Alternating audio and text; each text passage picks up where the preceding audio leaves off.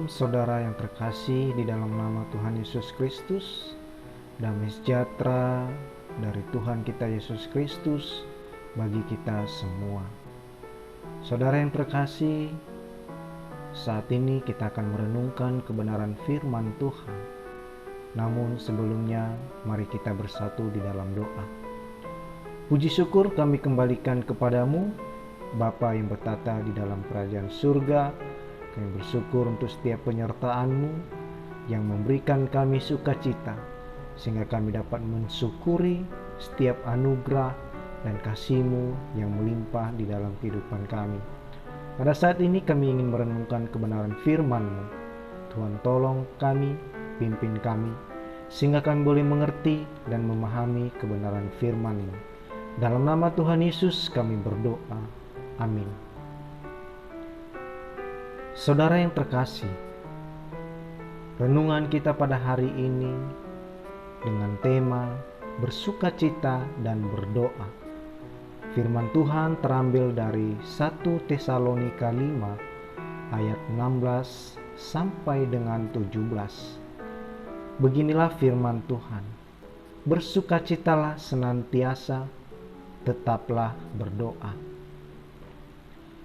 Saudara yang terkasih, dari berbagai media kita telah mendengar bahwa pandemi COVID-19 semakin hari semakin merajalela dan sudah banyak korban jiwa. Bahkan terdengar bahwa sebagian orang-orang percaya terjangkit virus, bahkan ada yang isolasi mandiri. Isolasi mandiri dilakukan di rumah masing-masing secara pribadi agar anggota keluarga dan orang lain tidak tertular COVID. Saudara yang terkasih, renungan kita hari ini adalah bersukacita dan berdoa. Kita akan merenungkannya bersama-sama, apa yang dimaksud dengan bersukacita dan berdoa. Yang pertama adalah bersukacita. Mengapa kita harus bersukacita? Menurut KBBI adalah kata kerja yang berarti bersuka hati, bergirang hati. Jadi bersukacita dapat menyatakan suatu tindakan, keberadaan, pengalaman, atau pengertian dinamis lainnya. Oleh karena itu, bersukacita adalah suatu tindakan yang diekspresikan oleh seseorang dengan hati yang gembira dalam mengungkapkan kegembiraan hatinya. Bersukacita sangatlah menolong kita untuk tetap menjaga daya tahan tubuh dengan baik atau meningkatkan imun. Dan Alkitab berkata, hati yang gembira adalah obat yang manjur di dalam Amsal 17 ayat 22. Inilah yang menjadi bagian kita sebagai orang percaya walaupun di tengah-tengah pandemik saat ini. Kita harus memiliki sukacita di dalam Tuhan senantiasa sekalipun kita sedang sakit. Harapan kita adalah hanya kepada Tuhan kita Yesus Kristus, dan kesembuhan adalah kemurahan Tuhan kepada setiap kita. Jadi kita harus memiliki sukacita tersendiri dalam melewati masa-masa yang sulit ini. Yang kedua adalah berdoa. Mengapa harus berdoa? Doa adalah sebuah ungkapan hati kita kepada Sang Pencipta langit dan bumi yang kita sembah di dalam nama Tuhan Yesus Kristus. Dalam situasi saat ini, berdoa juga menjadi bagian yang sangat penting kita lakukan. Apalagi kita yang sedang isolasi mandiri. Berdoa harus kita lakukan secara terus-menerus di hadapan Tuhan. Dan Alkitab berkata, mintalah maka akan diberikan kepadamu.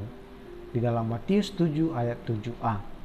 Dan ketika kita berdoa kepada Tuhan, berarti kita menunjukkan bahwa hidup ini sangatlah membutuhkan pertolongan Tuhan.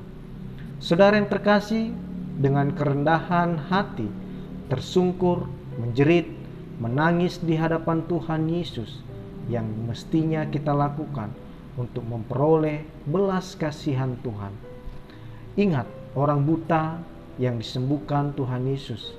Ia berteriak dan berkata, "Yesus, Anak Daud, kasih kasihanilah aku. Ini adalah sebuah ungkapan hati seseorang yang benar-benar mengharapkan kesembuhan dari Tuhan kita Yesus Kristus. Orang buta ini sangat percaya kepada Tuhan, di mana Yesus mampu mengangkat segala penyakit yang dia rasakan, di mana Yesus mampu menyembuhkannya. Mungkin saat ini kita berada di posisi orang buta ini, yang berhari-hari berharap kesembuhan dari Tuhan Yesus. Apalagi kita yang diisolasi selama 14 hari. Namun saya mau mengatakan kepada saudara dan kepada kita semua bahwa kita jangan pernah khawatir, kita jangan pernah takut dan gelisah.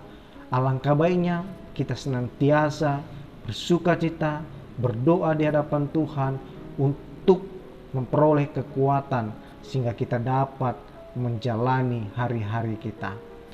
Marilah kepadaku semua yang letih, yang lesu dan berbeban berat, maka aku akan memberikan kelegaan kepadamu.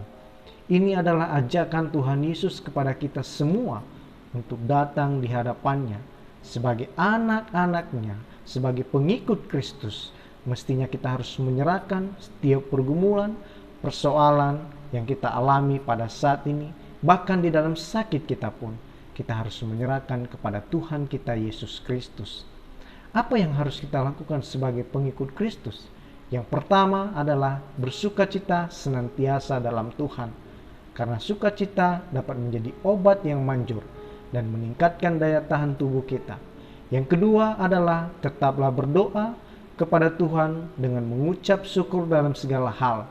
Termasuk di dalam sakit kita pun, kita harus mengucap syukur kepada Tuhan.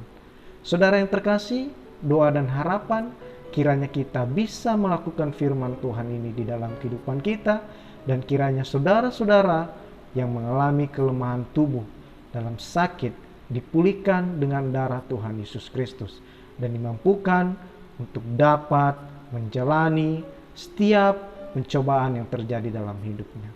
Tuhan Yesus memberkati. Bapa di surga, kami bersyukur, berterima kasih untuk kebenaran firman-Mu yang mengingatkan kami kembali agar kami bersukacita dan berdoa di hadapan-Mu.